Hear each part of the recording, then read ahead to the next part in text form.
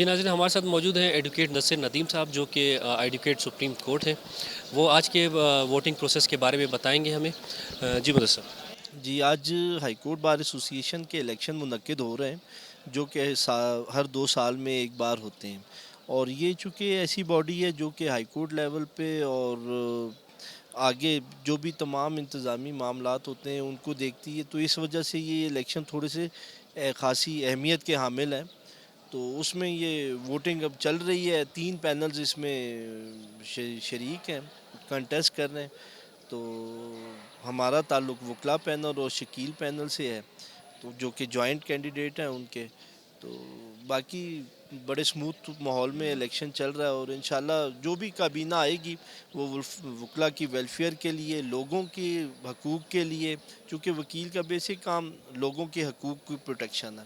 تو انشاءاللہ ہم سے جو ہوتا ہے وہ کرتے ہیں۔ ہماری بار باڈیز جو ہوتی ہیں وہ اپنے لیول پہ جہاں تک عوام کے لیے، ہمارے لیے، سب کے لیے کر سکتی ہیں، کرتی ہیں۔ تو امید ہے انشاءاللہ جو بھی نتیجہ آئے گا اس کے تسلسل میں جو بھی کابینہ آئے گی وہ اپنے طور پہ اچھا کرے گی۔ اور یہ جو بلوچستان ہائی کورٹ بار ایسوسی ایشن کی جو الیکشن ہے، اس کے روٹ لیول تک کیا فائدے جو ہیں نا وکلا تک پہنچتے ہیں، اس کے بارے میں تھوڑی بتائیے۔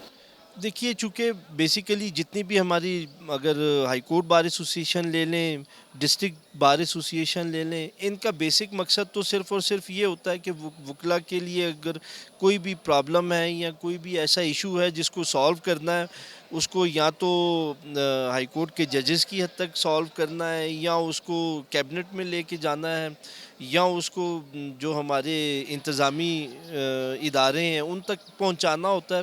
چونکہ اب تمام وکلا کا ممکن نہیں ہوتا کہ وہ سارے کے سارے، جی اگر کوئی وزیر اعلیٰ سے کام ہے تو سارے کے سارے چلے جائیں، یا چیف جسٹس سے کوئی کام ہے تو سارے کے سارے چلے جائیں نا، 2-4 ہزار لوگ۔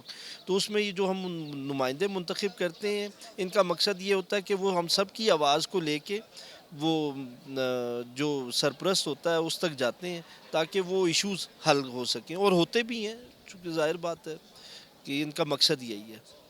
اور یہ جو ووٹنگ پروسیس، اس کے بارے میں بتائیے کہ کب تک اس کا جو نتائج کا وہ اعلان ہو جائے گا، اور یہ ووٹنگ پروسیس کب تک جاری رہے گا؟ چونکہ اس میں ممبران زیادہ ہیں، ایک تو ایگزیکٹو ممبران ہیں 7-8، اور اس کے علاوہ جو دوسری کیبنٹ ہے اس کے 6-7 لوگ ہیں، تو اس میں تھوڑا سا ٹائم اس میں لگتا ہے۔ 5 بجے تک تو پولنگ ہے، تو امید ہے کہ 10-11 بجے تک رات کو یہ فائنل ڈیسائیڈ ہو جائے گا معاملہ انشاءاللہ۔